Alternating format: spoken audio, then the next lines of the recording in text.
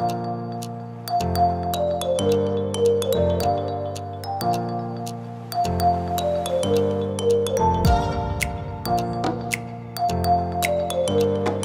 good evening guys. Ngayon magluluto tayo ng additional na ulam. So meron akong natatabi sa freezer na yung fried chicken ng New Year, hinimay-himay ko yon din lagay ko sa freezer kaya yun ang lulutuin natin. So gigisa ko lang yung bawang at sibuyas sa olive oil. Then ilalagay natin yung hinimay na fried chicken. Tapos ngayon, pag medyo crispy-crispy na yung ating nilagay, so itatabi natin ng konti, tapos ilalagay na natin yung itlog sa kabilang side para maluto, 'di ba? Oh, panoorin natin hanggang dulo. Kahit maliit na ano may matututunan din tayo. Masarap siya, promise, taob yung kaldero.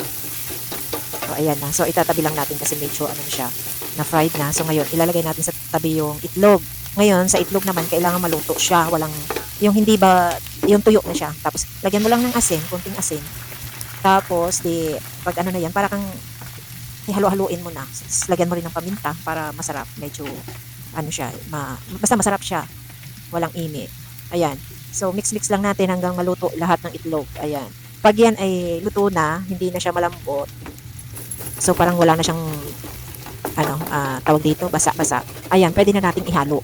Ihalo na natin yung niluto natin kanina. Ayan, ipaghalo-halo natin. Yun, i-mix-mix lang natin. Tapos lagyan natin ng liquid seasoning konti lang. Kasi baka makakaroon tayo ng sakit sa bato. Kaya kailangan, ano lang natin yung lasa.